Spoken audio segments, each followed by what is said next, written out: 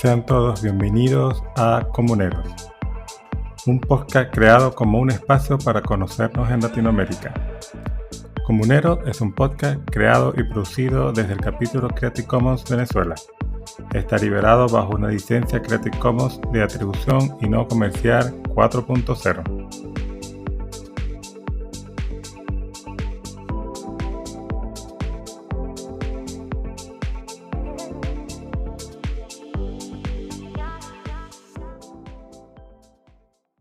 Sean todos bienvenidos a este nuevo capítulo de su podcast Comuneros.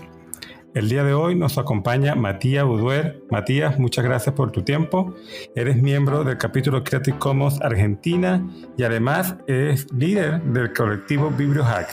Matías, queríamos empezar, agradeciéndote por tu tiempo. Yo sé que estás muy ocupado últimamente y que nos comentes un poco cómo ha sido tu experiencia individual. ¿Quién es Matías que llega primero a esto que nosotros llamamos Creative Commons? Bueno, muchas gracias, José Luis, por la invitación. Yo estudié letras en la Universidad de Buenos Aires, que es una carrera sobre literatura y lingüística, pero siempre desde muy chico fui un usuario bastante avesado de las computadoras. Tuve internet desde muy pequeño y creo que eso de alguna manera siempre marcó mi recorrido. Tengo recuerdos de estar compartiendo cosas online en los primeros años en que fui usuario, y siento que esa actividad fue bastante parte de mi vida, al punto que después, antes de empezar la universidad, ya estaba trabajando haciendo sitios web y en general haciendo diferentes actividades y proyectos vinculados a lo digital. ¿Y de qué manera esta actividad digital que tú llevas desde muy joven te acercó al capítulo Creative Commons Argentina? Bueno, la historia puntual tiene que ver directamente con el proyecto que vos mencionabas, BiblioHack. En algún momento en mi vida empecé a trabajar en un colegio secundario que depende de la Universidad de Buenos Aires, que se llama Colegio Nacional de Buenos Aires. Y ahí yo me ocupaba de armar el gestor de contenidos para publicar la información de las diferentes dependencias y gestionar ciclos de publicación de documentación y cosas por el estilo. Y en algún año de esto ya larga, de esa década en la que llevo ahí trabajando, entré en contacto con una persona que en ese momento estaba a cargo de la biblioteca y conversando un poco, terminé involucrándome en los proyectos digitales de la biblioteca que tiene ese colegio, que es particularmente llamativa porque es una arquitectura muy vistosa y tiene colecciones antiguas. Es una de las más antiguas de Buenos Aires, y una cosa fue llevando a la otra. El proyecto original que tuvimos ahí en esa biblioteca fue el de armar justamente una biblioteca digital, y era más que nada una expresión de deseo, porque toda la experiencia lo que nos fue revelando fueron las diferentes dificultades que teníamos, o los obstáculos que había que superar para finalmente poder compartir algunas de estas joyas bibliográficas y documentos llamativos que había ahí guardados. Mayormente tenían que ver justamente con algunas dificultades vinculadas a la tecnología y cómo hacer uso de la tecnología, pero también justamente conocimientos sobre derechos de autor y propiedad intelectual y en fin, las diferentes competencias que hacen falta para finalmente hacer accesibles ese tipo de materiales. Y el proyecto allí finalmente me terminó poniendo en contacto con Juan Pablo Suárez, el Derecho a Leer, que ya venía haciendo activismo digital y era parte del entonces antiguo capítulo de Creative Commons. Y con él empezamos a trabajar en armar uno de estos escáneres do it yourself que él había adaptado para el diseño en Argentina.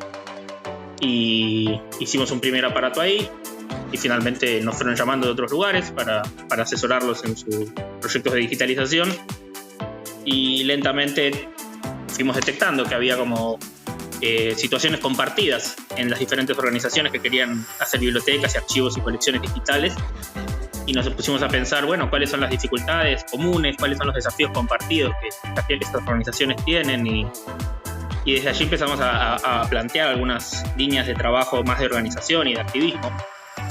que naturalmente nos fueron conectando con otras personas que estaban discutiendo estas cosas, como el derecho de autor y demás, y finalmente eso nos hizo coincidir con Beatriz Busaniche, que también era del capítulo antiguo de Creative Commons y es la presidente y referente de la Fundación Vía Libre.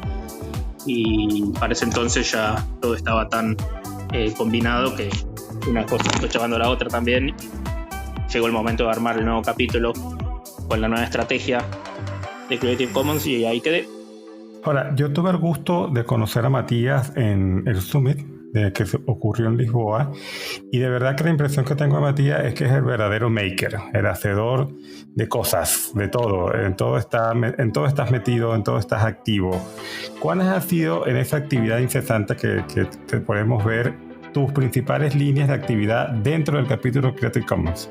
Bueno, el primer punto que me gusta siempre destacar es que así como mi trayectoria tuvo que ver con conocer gente que ya hacía muchas cosas diferentes en el amplio terreno de lo abierto y de lo open. La primera idea que tuvimos fue que el capítulo tenía que funcionar como un articulador, como un conector de diferentes iniciativas, que no tenía que competir ni reemplazar cosas que ya se estaban haciendo, sino más bien acompañar y potenciar afuera proyectos de digitalización, proyectos de advocacy vinculados a editoriales independientes que buscaban poner en circulación libros con licencia CC, o proyectos vinculados a acceso a la información, o bueno, el activismo de bibliotecas en torno a la reforma de la ley de propiedad intelectual para incluir excepciones. Todo ese tipo de iniciativas ya existían de un modo muy vigoroso en la Argentina, y no teníamos la idea de que el capítulo fuera una bandera más, sino que ayudara más bien a reunir iniciativas o a presentar gente que debería conocerse para poder potenciar sus objetivos.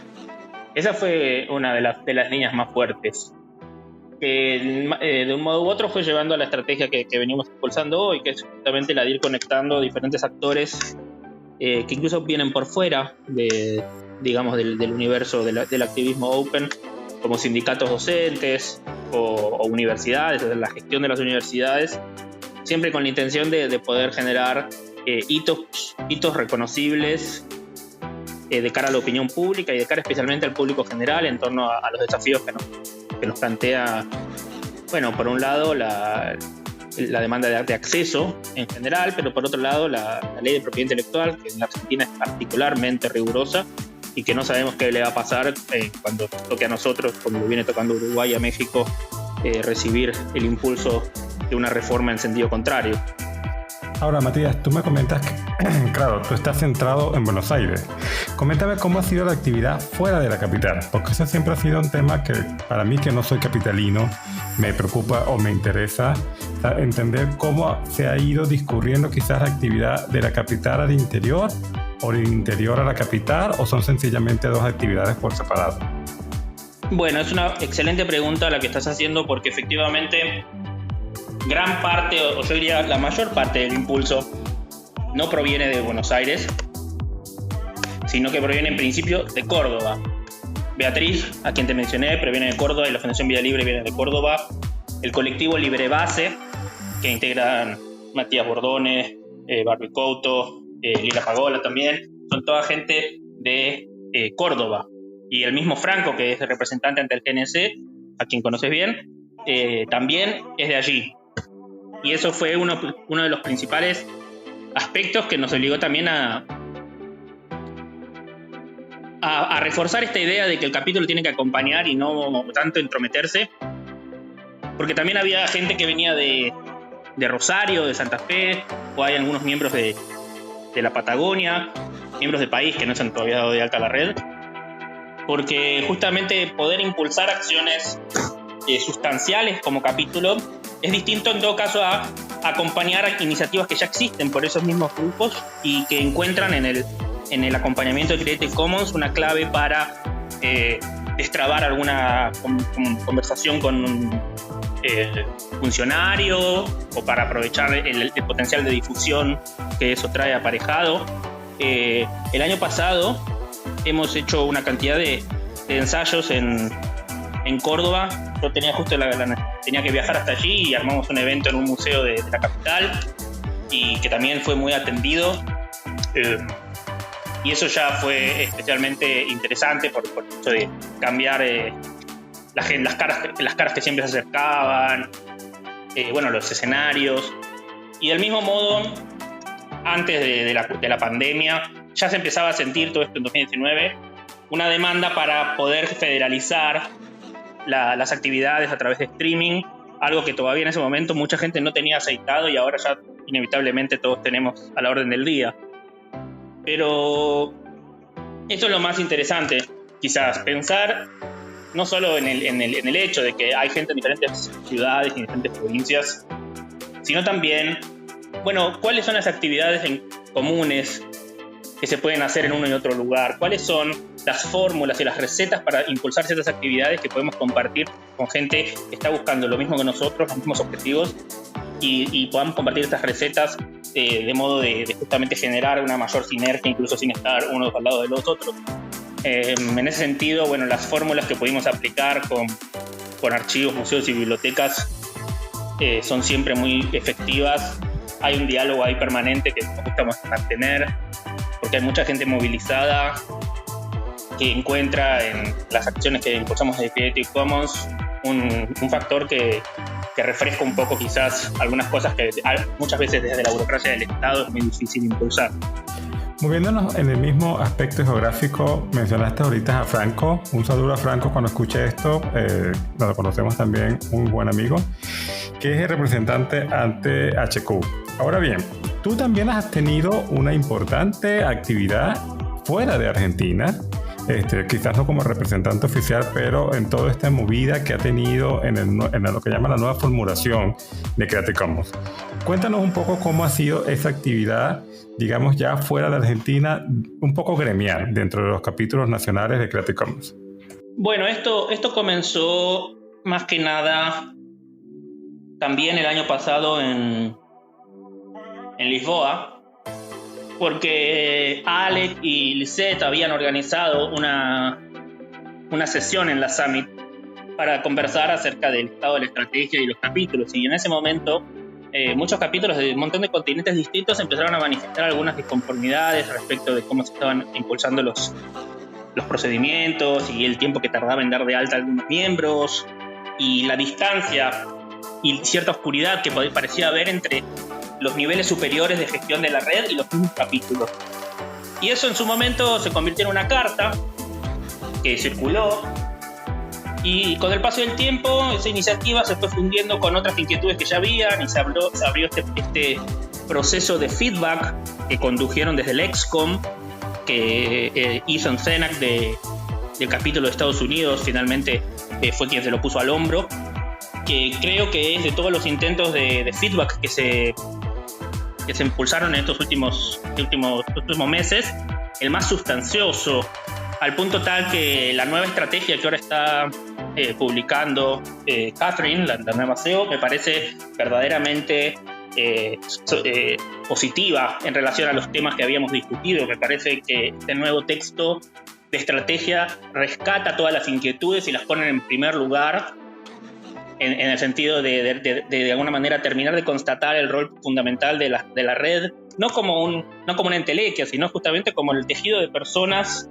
que se encuentran y que comparten objetivos, y que es en esa fuerza de los vínculos personales donde vamos a poder tener el apoyo necesario para hacer como una red y como una organización, me parece, aportes valiosos y sustantivos. A mí lo que más me gustó quizás de esa experiencia fue descubrir que en Jordania, en Nueva Zelanda o incluso en Alemania podíamos tener como inquietudes similares, independientemente o matizadamente con los contextos de cada lugar.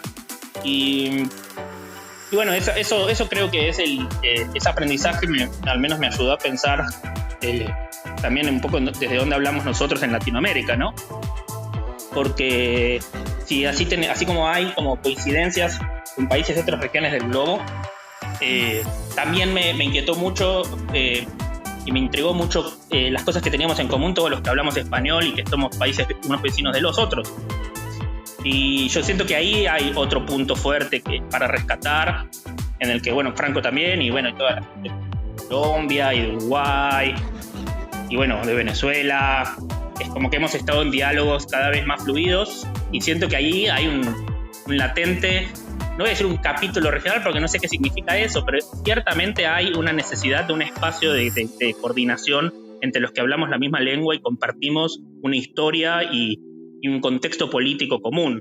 Bueno, yo estoy seguro que en la nueva estrategia que pronto verá luz, que todavía está como en etapa de borrador, alguna influencia podemos determinar claramente cuando hagamos una pequeña investigación. Tuvo tu trabajo y el trabajo de Franco y de todos aquellos que no se quedaron solo en la región, no solamente en aquellos que hablan español, fueron un poco más allá y hicieron contactos con todas las regiones básicamente, buscando avanzar quizás todas aquellas cosas que nos preocupaban, indistintamente de dónde estábamos.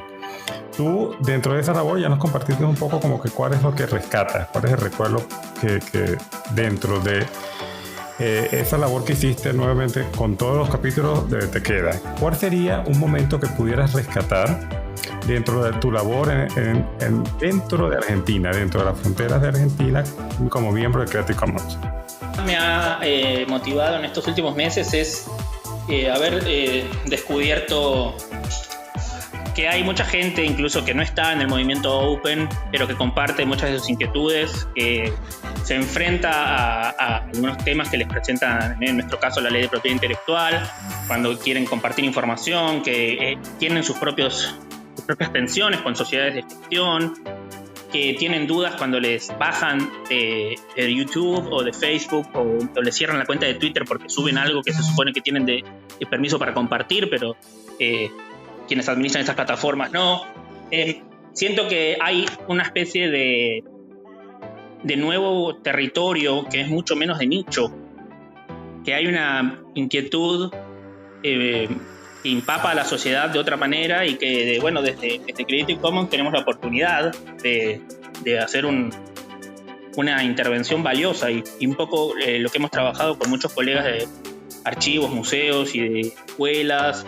Me parece que es de lo que más gratificación me da, porque siento que deja de ser una discusión de especialistas o de interesados y pasa a tener un impacto concreto en el modo de trabajo y en las actividades que mucha gente hace todos los días. ¿Cuáles crees tú que han sido los obstáculos, problemas que te has conseguido o cosas no tan buenas? Y al mismo tiempo, ¿cuáles crees que son las oportunidades que has sabido o no aprovechar? Bueno, un obstáculo serio que me parece que merece mucha revisión es cuál es la potestad del capítulo para interactuar con funcionarios públicos y tomadores de decisiones. La estructura de la red, tal como estaba planteada antes de este nuevo draft, no era específicamente clara sobre este tema y eso nos ha generado algunas diferencias o faltas de coordinación en lo que respecta a los esfuerzos de lobby y de influencia sobre legisladores o sobre funcionarios del Poder Ejecutivo. Eso me parece algo central que hay que poder perfilar de un modo más claro. ¿Qué incumbencia tiene el capítulo y el líder de capítulo en lo que respecta a ese tipo de comunicaciones oficiales? ¿Quién se puede presentar frente a un director nacional de derecho de autor y decirle hablo como Creative Commons Argentina? Si hay una figura en el país que además trabaja con HQ o es líder de plataforma, ¿puede o no puede intervenir de ese modo en las conversaciones del país? Esa clase de aspectos reglamentarios siento que hace falta aclararlos para que las estrategias sean más productivas y más eficientes al fin de cuentas. Y como oportunidades positivas que hayas podido ver, vivir, que tú digas, esto fue algo que hicimos bien, que quedará para la posteridad. Bueno, hemos organizado muchos, menos 3 encuentros en museos de primer nivel en torno al tema del acceso a contenidos en espacios digitales y las limitaciones que tiene la ley de propiedad intelectual para que eso suceda. Y el último lo hicimos el año pasado en la Universidad Torcuato Di Tello, una universidad de prestigio de aquí de Buenos Aires, en el que armamos una conversación en unas jornadas que llamamos Acceso justamente, y ahí pudimos invitar al director nacional de Derecho de Autor, a otros abogados, posiciones críticas, quizás de cierta forma de entender la propiedad intelectual, a artistas, a coleccionistas, a gestores, y siento que poder armar ese tipo de conversaciones amplias y no sesgadas hacia un único lado, sino más bien una conversación más abierta, casi en términos académicos, es una forma también de salir un poco de ese nicho del que hablaba antes y empezar a marcar otras formas de incidir en la agenda. Siento que ese es el camino que me gustaría sostener, siendo facilitador de este tipo de diálogos. Ahora, Matías, el capítulo y en general un poco la actividad intelectual creativa en Argentina es referencia en la región, en Latinoamérica, siempre lo ha sido así, y bueno, Creative Commons Argentina no se ha quedado atrás, ha sido un referente, claro.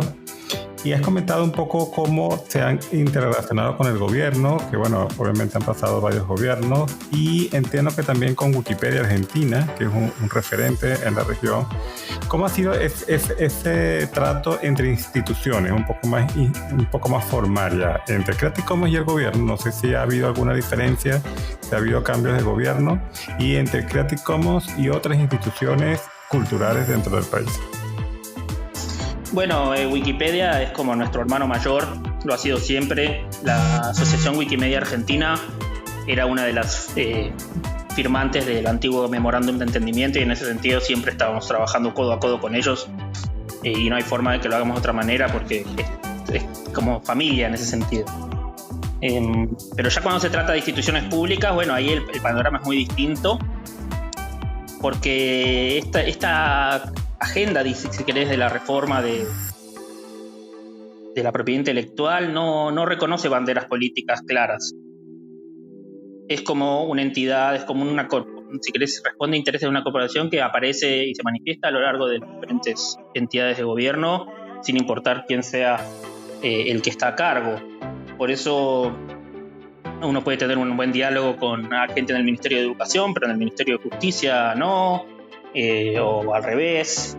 Hasta hace poco había un director que tenía posturas muy contrarias a todas las que nosotros avanzábamos, y ahora ya no está más, pero durante mucho tiempo esa persona también tenía roles muy importantes en OMPI, en la WIPO, y el año pasado había habido como unos foros regionales de consulta, y bueno, justamente ahí fue uno de los espacios en los que nos hubiera gustado tener más incidencia para poder marcar otra clase de posicionamientos en esos espacios regionales, cosa que no se pudo hacer por estas dificultades de coordinación que mencionaba antes.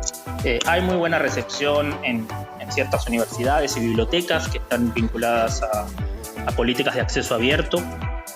Hay toda una rama de editores y escritores que a raíz especialmente a raíz de la pandemia y del aislamiento se han acercado a discutir esta clase de cosas. Barbie Couto, que es de Córdoba, lleva ese tema con mucha agilidad, con mucha inteligencia, y eso es quizás uno de las innovaciones más recientes. Y el otro punto es esto de que también con educadores a nivel universitario y nivel medio aparecen también ahí nuevos vínculos para establecer por ejemplo, los institutos de formación o los consejos educativos. Es como que hay toda una noción de, por ejemplo, los materiales educativos, no solo los abiertos, que dan una respuesta a cierta limitación, sino las cosas que se crean específicamente en el ámbito de las escuelas, cómo hay que gestionar esos derechos, cómo hay que instruir a los creadores docentes para que se entiendan a sí mismos como autores, además de como profesores. Siento que por ese lado hay algo muy fuerte para construir. Matías, ya al cierre, porque no quiero abusar del tiempo que generosamente compartes con nosotros, ¿qué ideas quedan en el tintero o ya están empezando a materializarse? ¿Cuáles son los proyectos futuros que tienes dentro del capítulo? Bueno, en lo personal, no sé si tengo proyectos míos, sino más bien lo que nos gustaría, que hemos conversado a lo largo de algunas llamadas este año, es retomar una serie de clínicas que hacíamos, que en ese momento eran encuentros presenciales y ahora más bien deberían ser digitales, en los que además de poder dar la cara y presentar el capítulo y sus integrantes a nuevas personas interesadas, poder justamente armar como con invitados, un poco como este podcast, pero quizás localizado en Argentina, conversaciones en torno a los diferentes temas, que queden registradas, que puedan volver a ser citadas cuando se armen discusiones. Eso siento que sería muy valioso como para ir visibilizando también todo este universo de activistas que te venía hablando.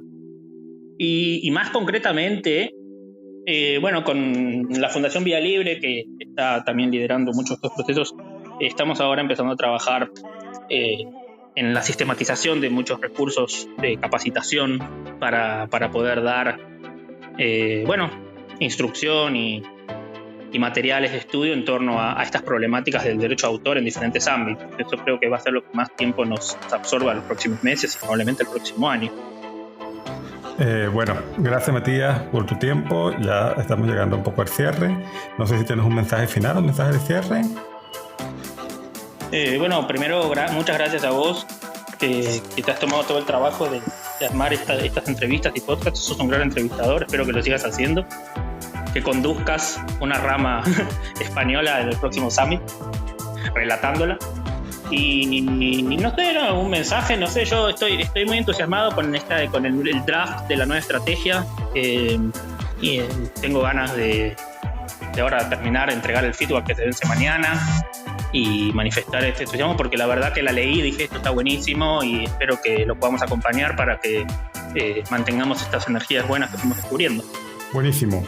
Y bueno, te doy de nuevo las gracias, Matías, por tu tiempo. Adelanto que bueno, que tenemos por ahí un trabajo pendiente con el capítulo de Venezuela y el escáner que estamos fabricando un poco con tu guía, con tu colaboración. Siempre has sido una persona que has estado dispuesta a colaborar y ayudar, y por eso quizás nos acercamos a ti en busca de ayuda cuando hemos podido necesitarla. Eso es todo por hoy, amigos. Este fue otro capítulo de Comuneros. Y esto fue todo por el día de hoy en su programa Comuneros, un espacio para conocernos en Latinoamérica. Esperamos que lo hayan disfrutado, y si fue así, por favor difunde, comparte y suscríbete. Hasta luego.